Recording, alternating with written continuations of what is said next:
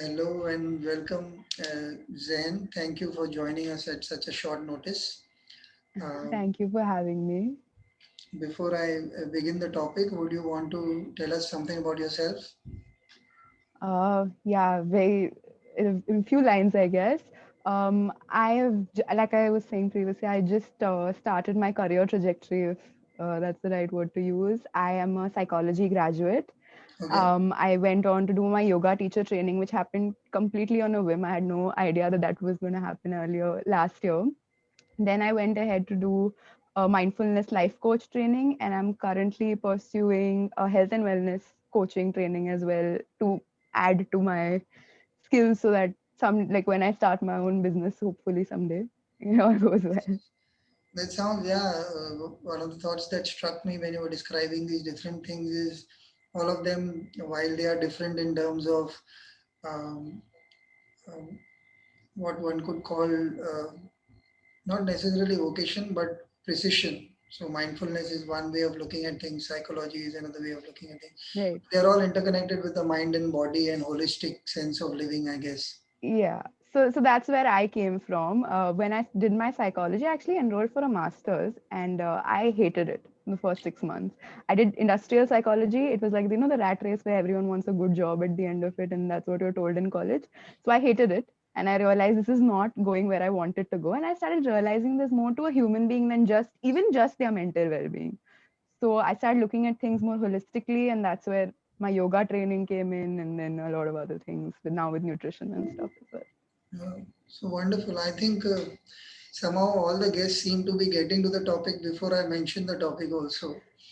Um, I again am stuck with a proper name for the topic, but more or less the idea is not feeling good enough Okay. or not feeling up to it of sorts. Right. Um I'll start with a personal example to set a context that I am seeing, So, and you can build up on it. mm, Uh, I am a creative writer by profession. I have been in okay. advertising for now 20, 25 years now. I think to cut a long story short, how it happens is say somebody like you comes and says you've decided to start a business. You know that Mm-hmm. I know your family. You'll call up and you'll say, Bunty, I need some brochures. I need a website. Will you do the writing for me? I have a Uh, designer in hand, or okay. arrange for that as well, or whatever. And yeah, this is what I do. Now you figure out the concept, or I have something in mind, whatever. Now the problem that I realize on a daily basis is very often I come across fields that I am not exposed to directly, or I have no understanding of how to look at as a field. So, for example, all the subjects you mentioned, I have a bit of a knowledge about all of them, a bit here and there because I've been a reader, but I'm not an expert of sorts. I'm a I'm Right. a good cheat. Let's put it this way. So if I sit with you and talk to you, I'll have clever questions. I'll manage to say some nice things that will resonate with you to get the job. But when I sit to work, which is the Right. real test, I there are often after so many years as well, I have to ease myself. I have to let go of the apprehension whether I'll be able to crack it or not, Right. and I do not feel up to it. So, my question to you is this normal? Have you faced something like this in your life at some point? Not feeling like I was adequate. Yeah, definitely. I don't know anyone who probably hasn't faced this. I'm sure in very different ways.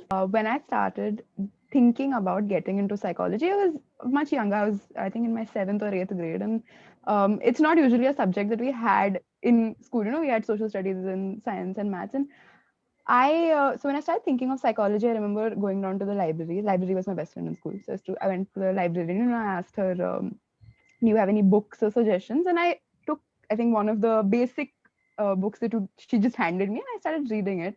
And I was terrible at maths. I Numbers I cannot, and I was very bad. I was okay at biology, but the rest of the science did not interest me. It's not like I was bad at it; I just couldn't. And I started reading, and initially, psychology, people think, oh, personality and this and that, be really fun to study, and then you see that there is a lot of statistics that comes into it and a lot of these things. And I sat back and I saw the book and I said, no, I don't think I'm made to do this. And then I came back home and I spoke to my mom, and she's like, why did you start thinking of this? And then that got into me always wanting to help people. And then that's how later. But that was my first time I think I ever felt like, oh, I wasn't good enough for this. And then there were, I don't know, I think like 10 other experiences in different ways. This is just one thing that obviously I'm mentioning. It was even when I did my yoga teacher training, I went in there and there were a lot of other people older than me, more experienced than me, being able to do things that I couldn't do. And I just looked and I said, what if this is something that I can't do? What if I've gotten myself? And the teacher training I did was pretty intensive. So it's 200 hours of a lot of theory and a lot of practicals. It's a lot to put yourself through. And I was like, what if I'm stuck in the wrong place? And what if I go in front of like 50 people to teach them and I don't know how to teach them? Then what is going to happen to me? So yeah, I think that I'm someone who, even I was growing up, I was always more on the shy side of life, and was always called an introvert and everything. So I was never like super confident about what I was doing. So I think that has always been a part of me where I haven't been sure if this is something I'll be able to do. So Okay, yeah. that's very interesting. I think you also gave an answer in that one little line you slipped in, which I loved absolutely. Your mom said, "Why did you want to do it?" Yeah. And you answered, "Because I want to help people." I was just seeing a video around 20 minutes back, and uh, something to do with what to learn from the protests that are going on.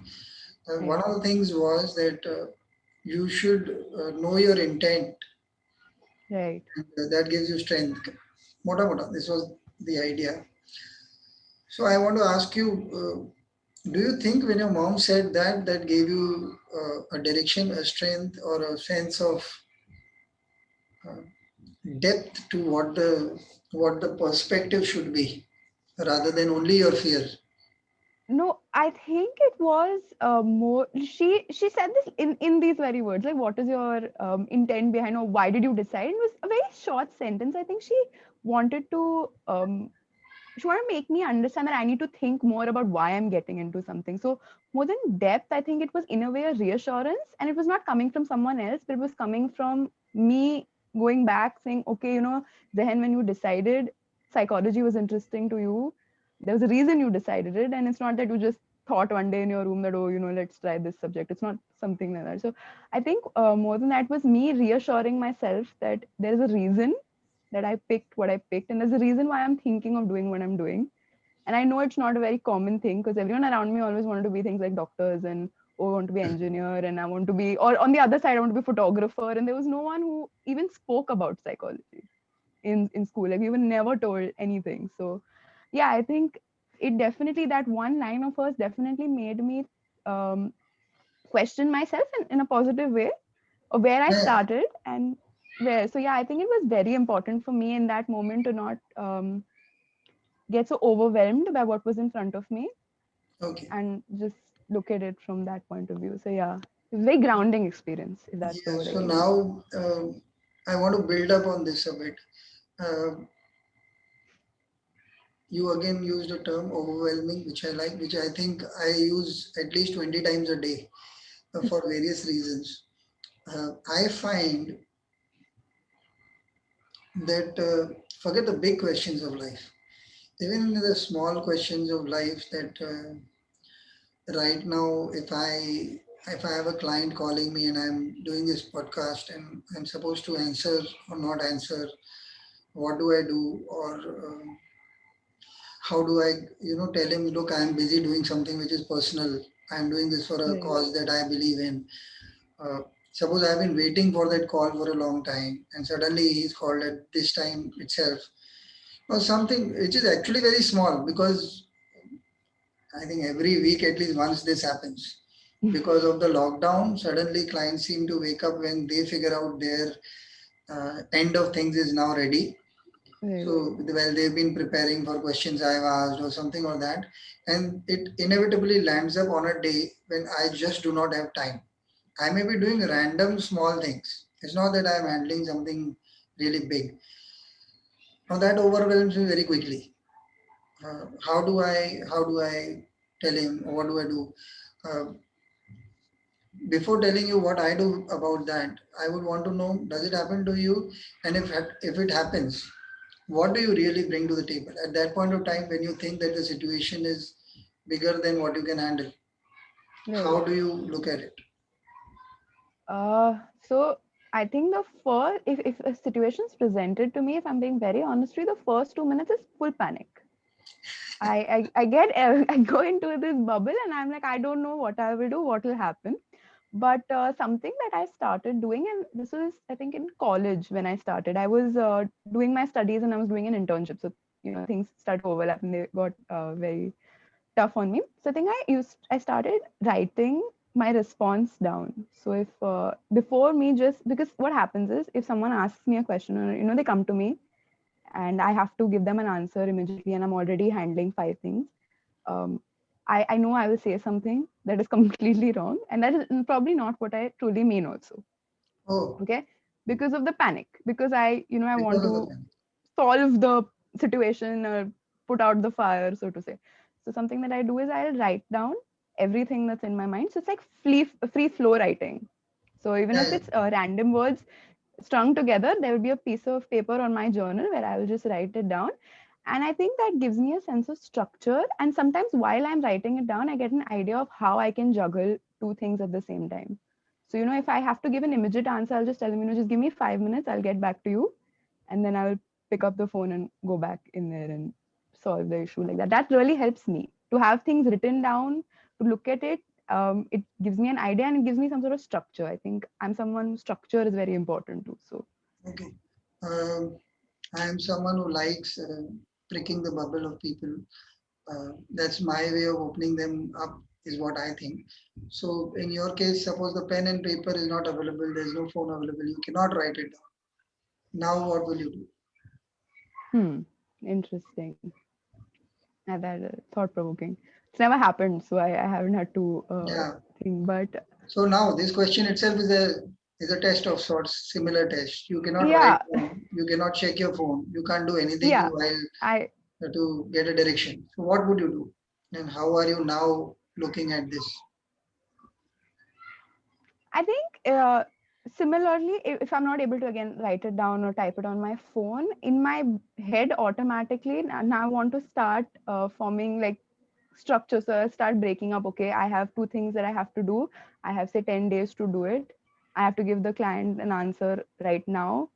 So what can I do right now that not give them an unrealistic answer that, oh yeah, I'll finish the entire thing in 2 days, but I'll sort of try and give them, okay, I and be very honest with them that yeah, I have another project as well, or 2 3 other things, and then give them, okay, I can do this, take 2% of it now, and I'll give that to you in the next 2 days. So start breaking up what my response would be. So like say if I can't write it down, I would break it up in the way I talk also.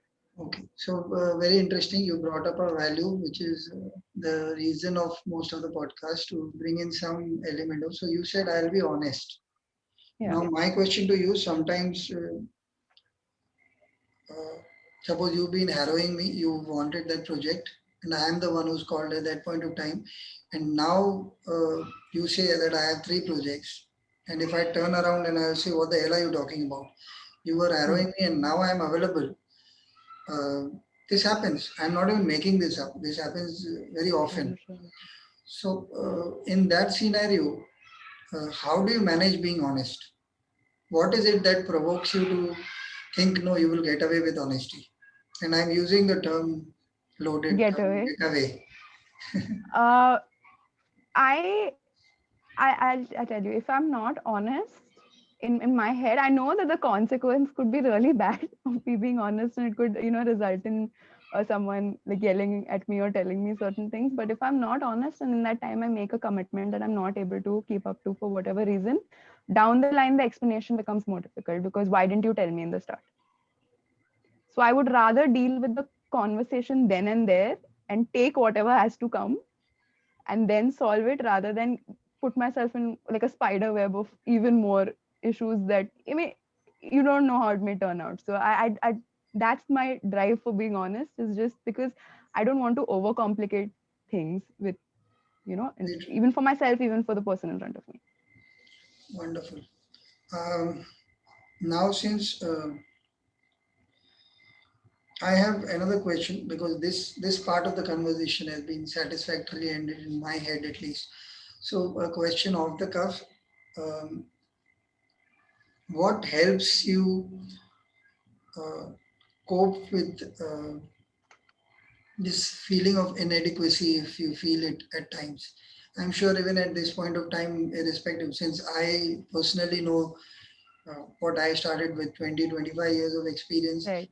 more or less, very rarely has it happened that a job has not happened because I could not deliver.